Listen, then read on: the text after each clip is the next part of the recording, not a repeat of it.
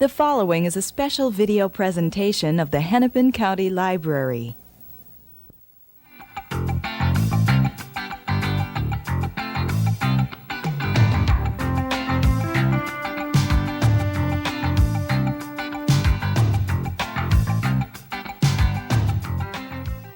Hi, welcome to a discussion with John and Julie Wingo. I'm Eileen Cavanaugh from the Hennepin County Library Program Office, and my guests today are the author, or the co-authors I should say, of At Long Last Love. John and Julie operate J. Wingo International, a matchmaking service. Welcome, John and Julie. Glad to be here. Glad to have you on this nice spring day in 1994. I found that At Long Last Love was a thoughtful, common sense book about finding a mate, and I was wondering what caused you to form a matchmaking service. Well, it goes back, I'm an old college professor that left college teaching back in the late 70s, and in looking around for something else that would interest me, I got involved with headhunting or executive search. In other words, working for large corporations that were looking for specialized kinds of personnel. It might be a VP or what have you, of design engineer, what have you. And I did that for several years, working most of the time actually in Europe. Well, Julie and I have two beautiful daughters, and they were growing up without me being home, and I hated that. So in '85, I sold that company, and again looking around, decided that there were certain things we had been doing that we could continue to do on a local basis. This was in San Francisco at the time. But maybe we could do it for individuals, people that were looking for love, looking for husbands and wives, but maybe just not making the connection out there.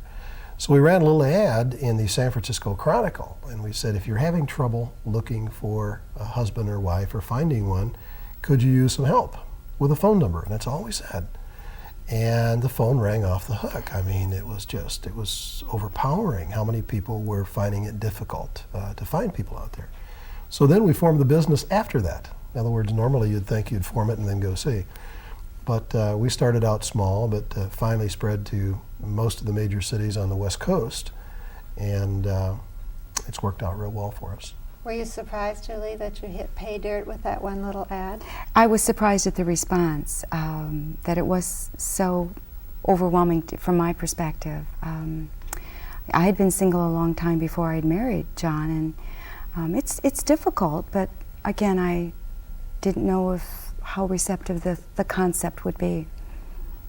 Why do you think people are moving from the old conventional ways of finding a mate, such as meeting at church or having suggestions from their friends, or even family meetings, to going to a business, an impersonal business perhaps, to find a mate? It seems like quite a radical change. It is, in a way. Of course, matchmaking is one of, and I emphasize, one of the oldest professions. It goes back literally thousands of years. Not to be compared with the other. Not to be compared with the other, exactly. But today, in many inland villages in both Japan and in China, especially in China, the families will go out and find the best possible husband for their daughters and pay dowries for it and so on. And the same is true to a lesser extent in certain parts of India, Pakistan, and so on.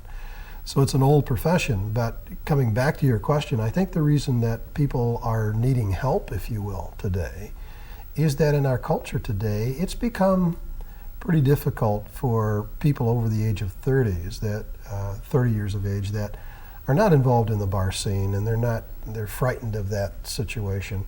Maybe they're isolated in jobs where they simply aren't meeting that many people on a day-to-day basis. I think there's a lot more fear and suspicion out there than there's ever been before. Women have to be very careful as to who they let close anymore. The media attention on date rape, AIDS transmission. Is he a white hat or a bad hat, a black hat? Is he a good guy or a bad guy?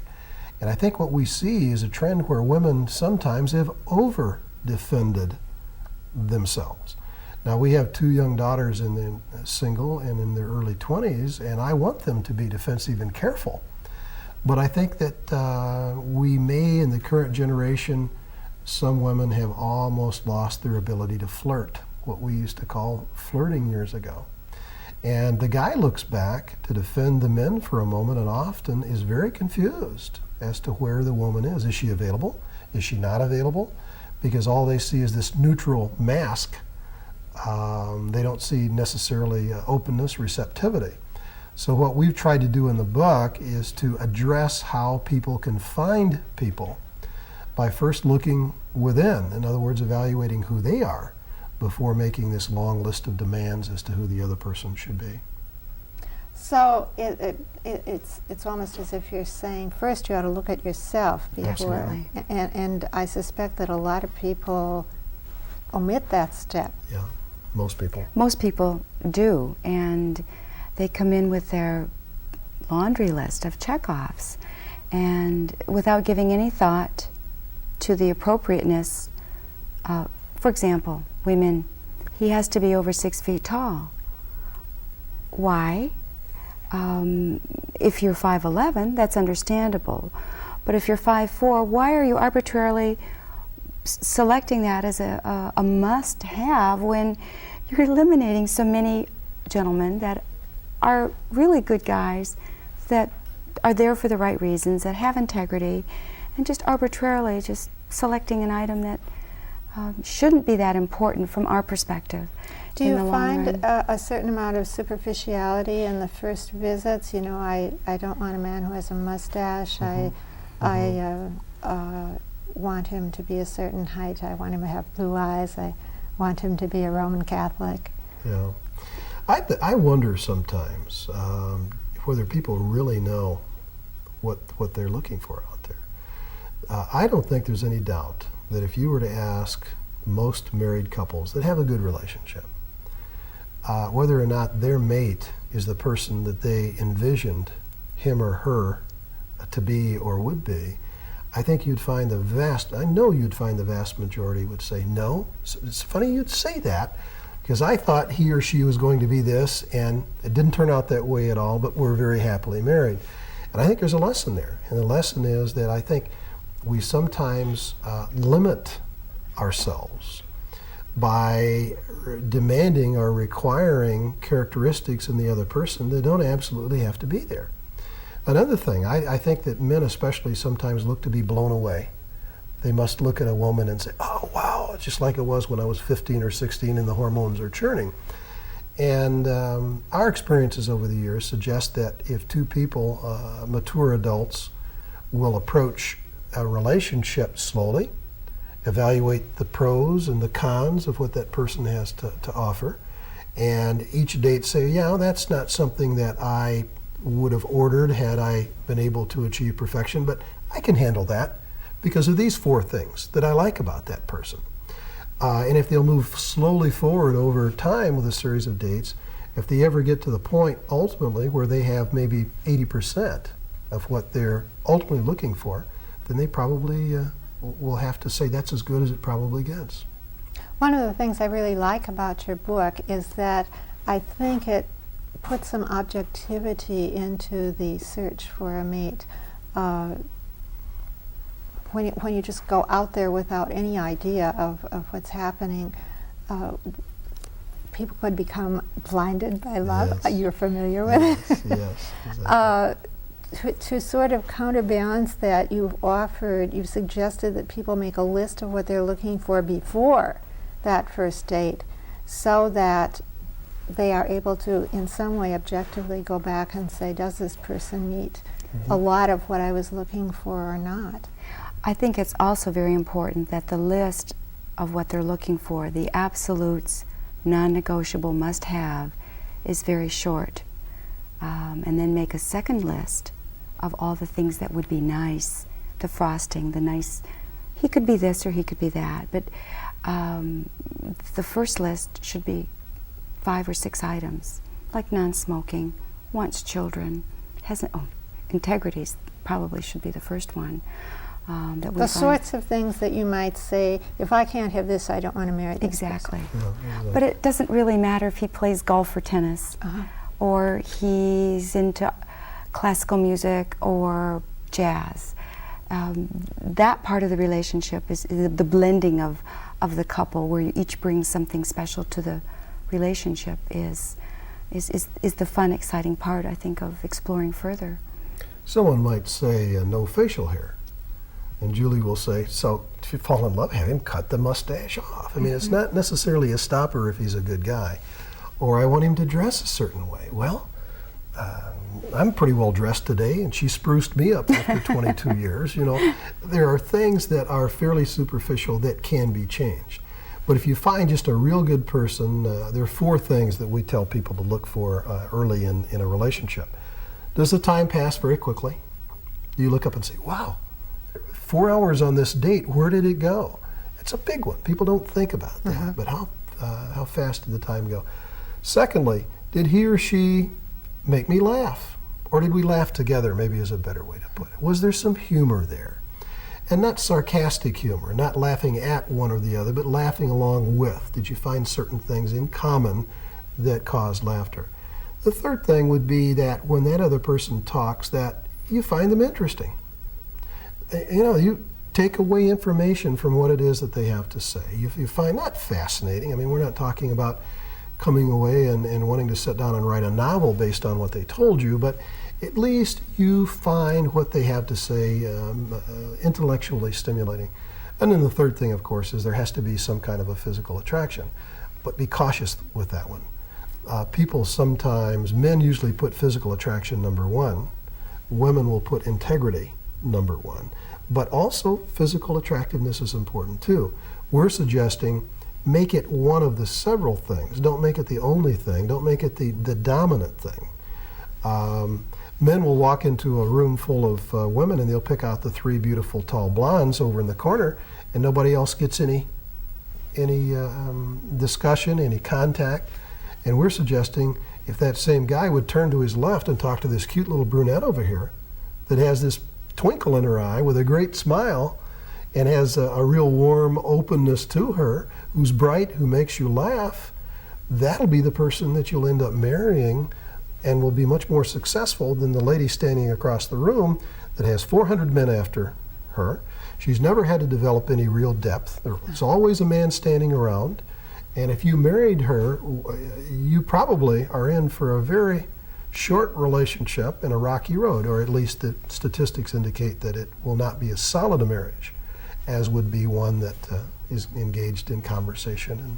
And in fact, one of the stories in your book is about a man who had consistently dated the blondes and couldn't understand why his relationships did not last. Exactly. And if I recall, he settled for a brunette later on. Absolutely. I think if people are honest about what's involved in a good relationship, that there are certain surprises there. And good surprises, as well as maybe some not so good surprises. Maybe a person doesn't show us a temper that hadn't been seen before. Or maybe a person is a little more insecure than the person thought going into the marriage or what have you. But maybe that's balanced by the fact that he's just a kind, genuine, wonderful person who makes a glorious father, which you kind of have to pick up as you go along, you see. Well, how do you deal with this propensity of human beings to be at their best in the courtship phase? How does one see through? I think, well, initially when people meet, there is an awkwardness or superficiality because the visual is your first contact, and it is something marketable. I mean, markable. You can. There's like a definition of the visual. The values are difficult to evaluate or assess because they come out little by little, and when 2 people meet, they don't just. You don't know everything about them. They're by a few years after dating, you are all holding some information that we don't want you to know yet. And we just encourage people. It's a process. It takes time, and it takes work, and you just have to do your homework and put in your time. Not make decisions too quickly. Good relationships evolve over time and with repeated exposures. And I think one of the things that we see out there, that people have less and less time for their personal lives. And they may be making decisions that are more and more superficial, that aren't as well thought out over time with the repeated exposures. And it may be that we're going to, well, we are saying the divorce rate has started to pop back up. And I think that's one of the reasons, but I think also the fact that women are gaining market equality, which, gosh darn, it's time that happened. But I think also that these women are threatening the men out there that wouldn't have been threatened before. And it just may be that the male ego will not take sometimes the ultra successful woman competing with perhaps a stronger economic income or whatever it happens to be. In your experience, how often does it happen that a man will say, I want my wife, my future wife, or my committed relationship partner to earn less than I do, or at least not more? Usually the man doesn't make that request. Men are, from our experience, will say, well, there shouldn't be any difficulty if she made more than I do. Where we find it is after they're in a relationship, if the woman's income is substantially greater than his, he becomes insecure, and it's uncomfortable for him. And that's not for all men. It's usually where the barometer of success is financial. An artist, a musician, a writer, an academician, they're so secure usually in their contribution that it doesn't seem to be that important. But it's the men usually become intimidated by it, don't you think? Well, absolutely. And now I'll tell you, we've talked about the bad side of the male vision, and that is that I think they overemphasize beauty or some kind of artificial standard of beauty. And it's almost like if that's not there, boom, I'm gone. Where we're suggesting give it a chance, because we think that appreciation of another person's the physical part of a relationship can grow. But women will come to us, their side, and they'll often make it very, very clear that they're looking for a man who is extremely well off financially. So, I mean, everybody has their weaknesses. Financially independent is the catchword, Yes. is it? Oh, they'll start off and say things like, Successful. I've been used to a very nice lifestyle, and it's important to me that I maintain that lifestyle. Well, those are code words to us, and the code word is, sure, you want him to earn $1 million a year minimum, right? And that's a little unfair, because that's not always the way it is. But we go with, look, what is your level now? Where are you living? What kind of income do you have? And then we look for a gentleman that is at that level, or perhaps higher. But we will not accept a client that comes in and says that somebody has to have an artificially high income level. Because it may be that what that person is telling us is they're looking for a relationship for a very wrong reason. And we're kind of the romantics, so we just don't choose to get involved in that sort of a thing. Well, it sounds as if a significant portion of people who come to you almost need some dating skills before they start out. Is this part of your service Yes. to them? Yeah. I think what we try to do is to be there as advisors, and we'll often get calls. And it's interesting because some people will want to talk to me, and it'll usually be a woman that's confused because Carl has said, I'll call you, and he hasn't. And she wants to know, should I push this along? Should I maybe call him and invite him out on a picnic or what have you? And what they're feeling for is, I think, male input. How would a man look at this situation, and what would the male say? Now, just as often, they'll talk to Julie, because a man will want a female's input as to what's going on. So what we'll try to do is to say, it's probably not a real great idea, Carl, to go out and pound on the table in the first 5 minutes as to how horrible your ex-wife is and that she stole all your money. And that's something that we try to help with in terms of helping them better evaluate their own behavior vis-a-vis what the other person might be looking for.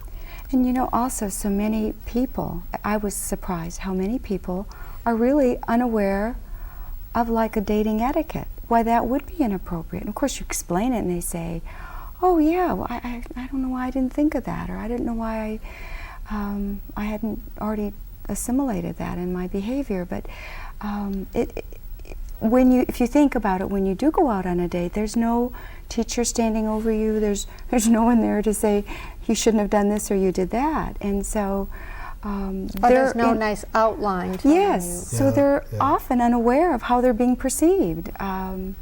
Our book, At Long Last Love, really deals with that, I think, on point-by-point basis, and that is there are certain checkoffs that people ought to consider about their own behavior and what they have to offer that other person before they sit down and make this list of what the other person has to be. Give you an example.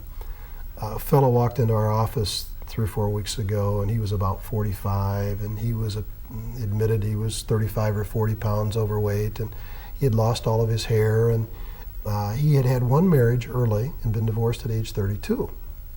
And I asked him to tell me about his lifestyle. Well, it turned out he was running around with a crowd that was still in their early 30s. It was almost like he was arrested socially at that point when he had the divorce. Yes. And guess what? Then the next question, I knew what he was going to say. Tell me the woman that you're looking for. It was as if he was looking for someone that a 32-year-old would look for. And so he's looking for someone maybe in her late 20s or early 30s, and had to be very attractive, and maybe he's not the most attractive guy today. And so I stood him up, we walked over to a mirror, and I said, tell me what you see there. I say, do you see a handsome 32-year-old guy? Or do you see a middle-aged guy that needs to work out and get his body back together? And do you now understand why the beautiful 28-year-olds look at you like their father? Well, I wasn't sure but whether the guy was going to swing on me. You are a brave man. But he didn't, luckily. But we couldn't work with him. We just couldn't. We said, we'll either re-educate you, and we're going to, quite frankly, you're going to have to look at yourself as women will look at you, which means that you need someone of average attractiveness that probably is much closer to your age of 45, and you either have to accept that or we can't work with you. And I'll just say he's still deciding, which means that I'm not sure we got through to him. Is age still a pretty important qualification for both men and women? Yeah. I think so, yes. Men usually will want someone younger, and women, although they'll go, say, 10 years older, women are now saying, well, I could go 5 years younger or more. But the problem is it has to work both ways. The men aren't open to someone 5 years older, typically. And it varies, but I think, well, you maybe should say that about men's emotional level. No, I think you're saying it really well. I think men nationwide, the last data that we have is about 1987 or 88. At that time, the average marriage age gap for American marriages was about 6.5 years. In other words, the man was about 6 years older. Now, I have a little pet theory, and I'm not sure this is true, but the theory goes that men are about 6 years retarded in their emotional development. That's why I thought he should say that, because So- he's a man. I agree, yes. I don't think we get it as quickly. And I think that sometimes men never get it. But now, to be fair to men, there are a lot of women out there, and I think the number is rising, that never get it either. They're still trundling along, forgetting that there's such a thing as middle age, and that there's such a thing as different phases in your life and different needs as we evolve and grow. So what we try to do is to get people to objectively view who they are and what they have to offer.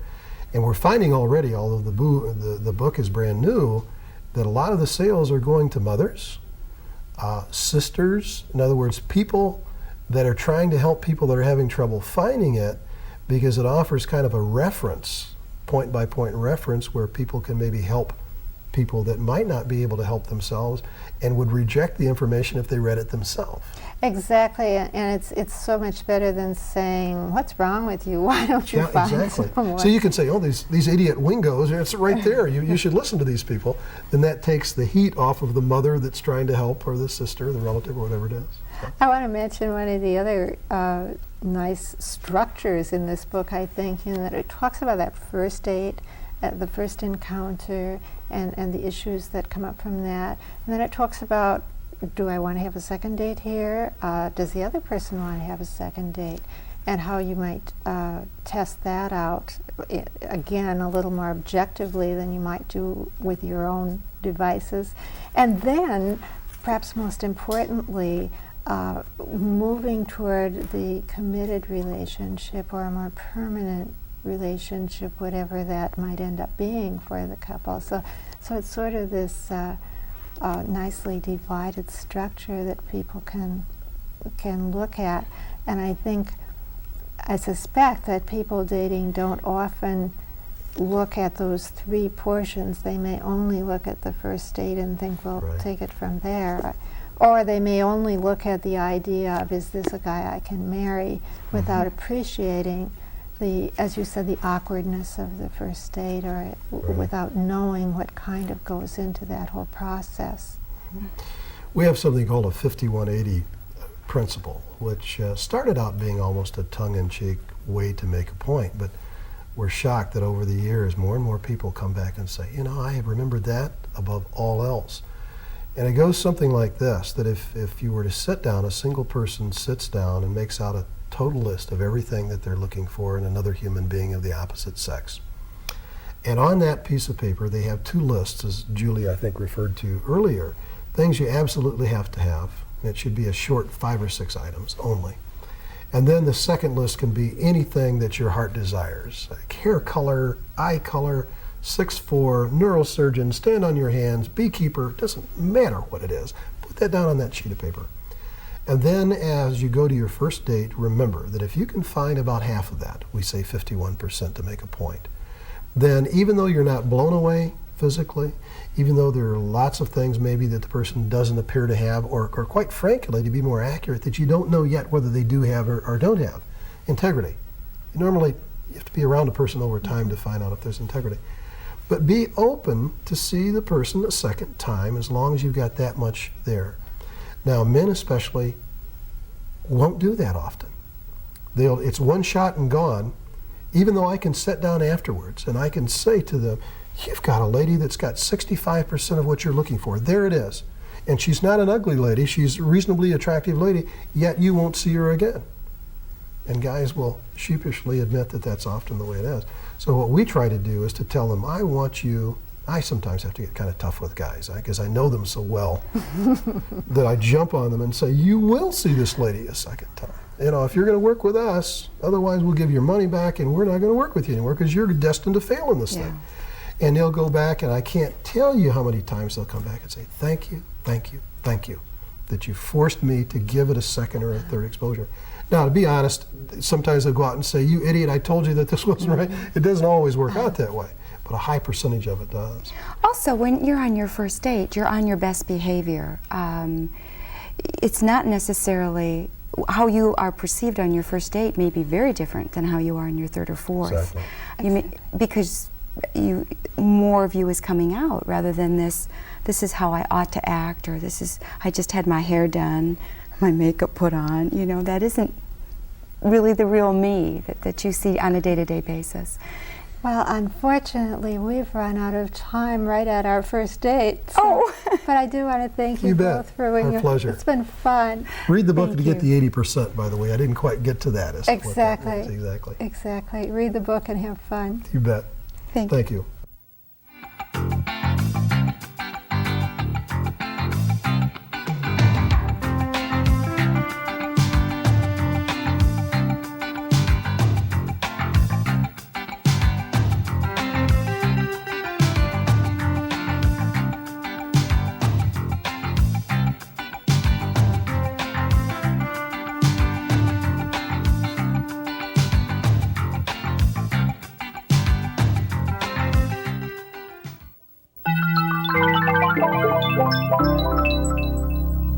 A presentation of the Hennepin County Library.